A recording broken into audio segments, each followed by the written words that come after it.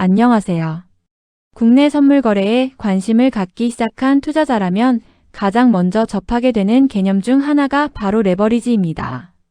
실제로 선물 시장이 많은 투자자들에게 매력적으로 보이는 가장 큰 이유도 적은 자금으로 큰 규모의 거래가 가능하다는 레버리지 효과 때문입니다. 하지만 레버리지는 수익을 크게 만들어주는 장점만 있는 것이 아니라 손실 또한 확대시킬 수 있는 양날의 검과 같은 특징을 가지고 있습니다. 따라서 국내 선물 투자를 시작하기 전에 레버리지가 무엇인지 정확하게 이해하는 것은 선택이 아니라 필수라고 할 수 있습니다. 오늘은 국내 선물 레버리지의 개념부터 실제 적용 방식, 그리고 투자자들이 반드시 알아야 할 주의사항까지 자세히 알아보겠습니다. 먼저 레버리지의 의미부터 살펴보겠습니다. 레버리지라는 단어는 지렛대를 뜻하는 영어 단어에서 유래했습니다. 작은 힘으로 큰 물체를 움직이는 지렛대처럼 적은 자본으로 더 큰 규모의 자산을 거래할 수 있도록 해주는 금융 구조를 의미합니다. 일반 주식 투자에서는 보유한 자금만큼만 주식을 매수할 수 있지만 선물 거래에서는 전체 계약 금액을 모두 준비할 필요 없이 일정 비율의 증거금만 있으면 거래가 가능합니다. 예를 들어 코스피 200 선물 계약의 실제 가치가 수천만 원 규모라고 가정해 보겠습니다.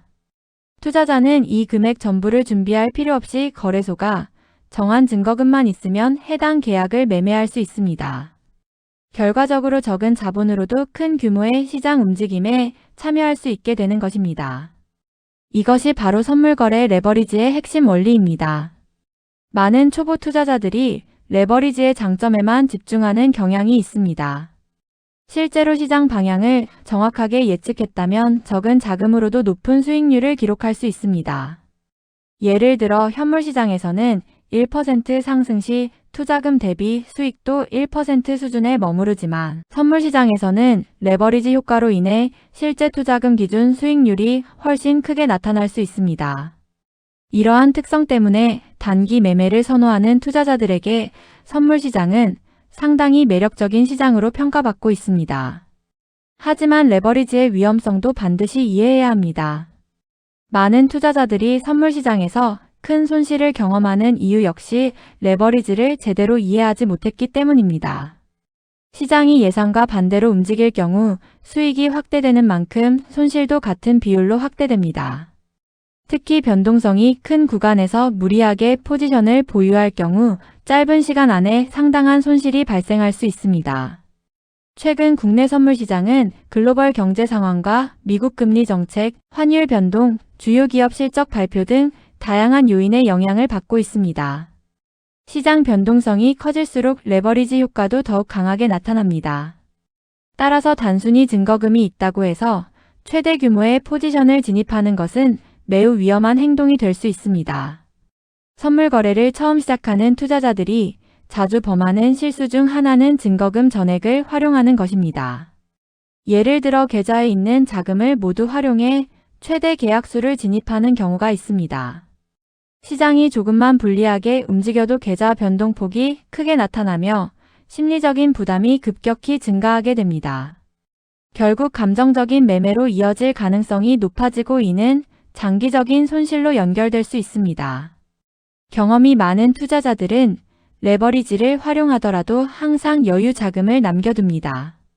이는 단순히 추가 증거금을 대비하기 위한 목적뿐만 아니라 시장 변동성에 대응하기 위한 리스크 관리 전략이기도 합니다. 실제로 선물 시장에서 오랫동안 살아남는 투자자들은 수익을 크게 내는 사람보다 손실을 효과적으로 관리하는 사람인 경우가 많습니다. 또 하나 중요한 부분은 레버리지를 계좌 수익률 기준으로 이해해야 한다는 점입니다. 많은 초보 투자자들은 시장이 몇 포인트 움직였는지만 바라보지만 실제로 중요한 것은 자신의 계좌가 얼마나 영향을 받는지입니다. 같은 시장 움직임이라도 보유 계약수에 따라 수익과 손실 규모가 완전히 달라질 수 있기 때문입니다. 따라서 진입 전에는 반드시 손실 가능 금액을 계산하고 거래에 참여해야 합니다. 국내 선물 거래에서는 손절매 원칙도 레버리지 관리의 핵심 요소입니다. 레버리지 자체가 위험한 것이 아니라 손실 관리 없이 사용하는 것이 위험한 것입니다. 시장 방향을 잘못 예측하는 것은 누구에게나 발생할 수 있지만 손절 기준 없이 버티는 행동은 큰 손실로 이어질 가능성이 높습니다. 따라서 거래 전에 미리 손절 라인을 설정하고 이를 철저히 지키는 습관이 필요합니다. 최근에는 많은 전문가들이 한 번의 거래에서 전체 자산의 일정 비율 이상을 위험에 노출시키지 않는 자금관리 기법을 강조하고 있습니다. 아무리 확신이 드는 자리라도 과도한 레버리지를 사용하는 것은 장기적인 투자 성과에 부정적인 영향을 줄 수 있기 때문입니다. 시장은 언제든 예상치 못한 변수로 인해 급격한 방향 전환이 발생할 수 있다는 점을 항상 기억해야 합니다. 또한 레버리지는 수익을 보장하는 도구가 아니라 투자 효율성을 높여주는 도구라는 점도 중요합니다.